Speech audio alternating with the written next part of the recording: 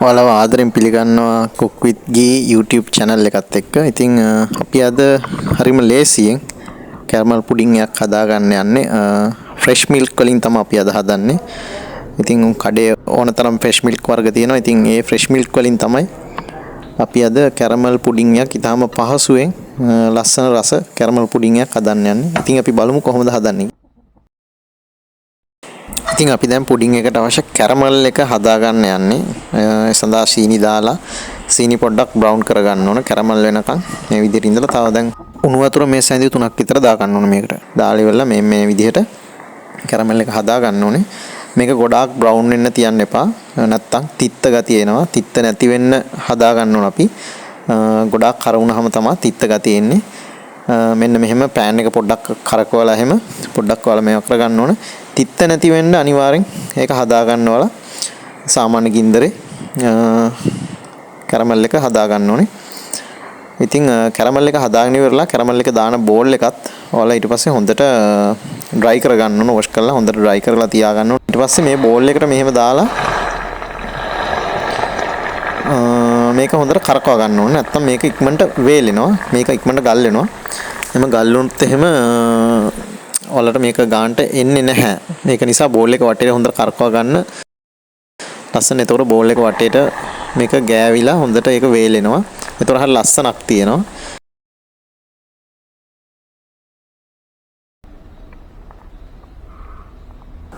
මේක ගොඩක් රස නිසා බලාගෙන අත පුච්ච ගන්න එපා. ඊට පස්සේ එනසල් අට ටිකක් මම තලා ගන්නවා අරක වේලෙනකන්. ඇත්තට වෙනසල් දාපුවම හරිම රසයි. ඒක අමුතුම ටේස්ට් එකක් තියෙනවා. මේක සමහරව අකමැති නම් නොදා ඉන්නත් පුළුවන්. ඒක ප්‍රශ්නයක් නෑ. මේක පොඩ්ඩක් තල්ලා පොත්ත අයින් කරලා ඊට පස්සේ ඇතුලේ තියෙන චූටි ඇට ටික හොඳට තලා ගන්න. ඒකට ඇඩ් කර. ඒ කියන්නේ ඒක තලා ගන්න ඕන මේකට කිරියකට. ඊළඟට අපි හීට් කරනවා ෆ්‍රෙෂ් මිල්ක් එක. ඒකට දාන්න.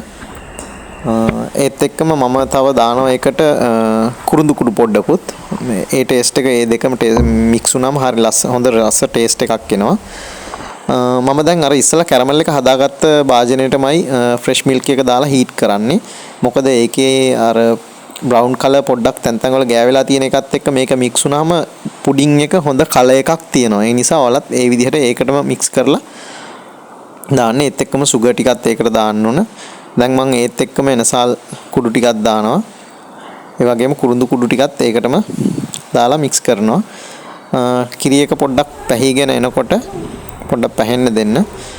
ඊට පස්සේ පැහුණාම සීනි හැමත් ඔක්කොම දිය වුණාම බාන්න. බැරි වෙලාවත් උතුරන්න දෙන්න එපා. උතුරන්න දෙන්න නැති වෙන්න පැහෙන්න අරින්න. ඒතකොට කිරි එක පොඩ්ඩක් තික් ගතියක් එනවා. ඒත් එක්ක මේක පොඩ්ඩක් ඒක හොඳට නිමෙනකන් ඔයාලා බිත්තර 4 බීට් කරගන්න. බිත්තරට බීට් කරගෙන ඒක වෙනම තියාගන්න. මොකද අරක හොඳට නිමුනහම තමයි මේක මික්ස් කරන්න ඕන. හොඳට නිමෙන්න අරින්න ඕන. එහෙම නැත්නම් එහෙම ඒකේ හීට් එකට මිල්ක් එකේ හීට් එකට බිත්තර එක කුක් වෙනවා. ඕන දැන් ඒක මම නිමුනහම බිත්තර එකට මිල්ක් එක මික්ස් කරනවා. ඉතින් බිත්තර එකට මිල්ක් එකත් මික්ස් කරගෙන පොඩ්ඩක් කලවම් කරගන්න. මේ අතරෙම තමයි වැනිලා තේ හැන්දක් මේකට දාන්න ඕන. ඇත්තටම මට ඒක දාන්න බැරි වුණා. ගණන් ගන්න එපා දාන්න ඕන වෙනවා සමහර ලාට. මට දාන්න බැරි වුණා. ඔයාලා හදනකොට අනිවාර්යෙන් දාන්න.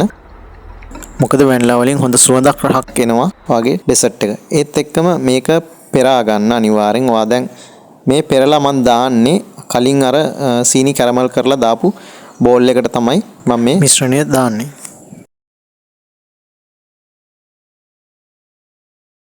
ඉතින් පෙරාගත්තාම අර බීට් වෙලා නැති බිත්තර කෑලි තියෙනවනම් නැත්නම් අරගේ හීට් එකට පොඩ්ඩක් හරි කුක් වෙච්ච බිත්තර කෑලි අර මේ තියෙනවනම් ඒවා අයින් වෙනවා. දැන් අපි ඒක වහලා ෆොයිල් එකකින් වහන්නම ඕනත් නැහැ.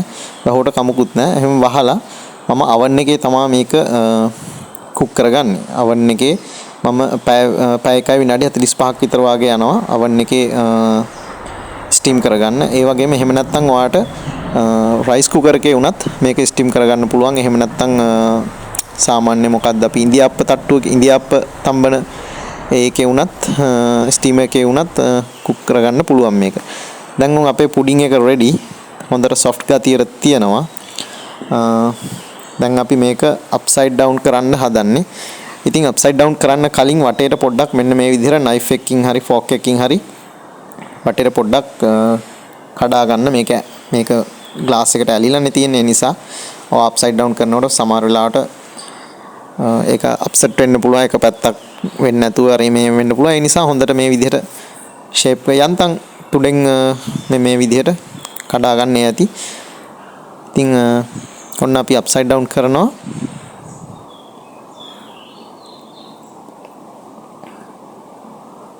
කොහොම පරිස්සමෙන් ඒක කරන්න වැරිලාත් ලිස්සුවොත් එහෙම ඔයාගේ මහන්සි අපරාධය අපත යනවා. අන්න ලස්සනට අපේ පුඩින් එක තියෙනවා. ඕපන් කරලා බලමු.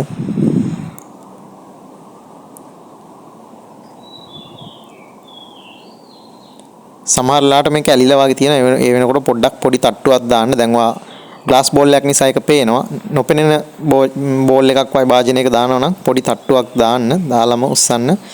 ඉතින් මෙන්න මේ විදිහට තමයි අපේ කැරමල් එක ඇවිල්ලා තියෙන්නේ. බාන්න හොඳ කලර් එකක් තියෙනවා. අපි කට් කරලා බලමු ඇතුළ කොයි වගේද තියෙන්නේ කියලා. ඉතින් අර සුගර් බ්‍රවුන් කරලා කැරමල් එක හදාගත්ත භාජනයේම මිල්ක් එක හීට් කරපු නිසා ඒකේ තිබුණ අර බ්‍රවුන් ගතිය මේකේ ගෑවෙලා දැන් හොඳ කලර් එකක් පුඩින් එකෙත් තියෙනවා. ඔන්න බලන්න ඒකේ හරස් කඩක් දැන් ඔයාලට පේනවා කපපුවාම අර බාන්න ඒකෙත් හොඳට බ්‍රවුන් කලර් එක තියෙනවා. ඉතින් මම නම් ආසයි මේ කලර් එකට එහෙම නැතුව ඔයාලට ඒකට දාන්න නැතුව වෙනමම මිල්ක් විතරක් හීට් කරගන්නත් පුළුවන්. එහෙම ප්‍රශ්නයක් නැහැ.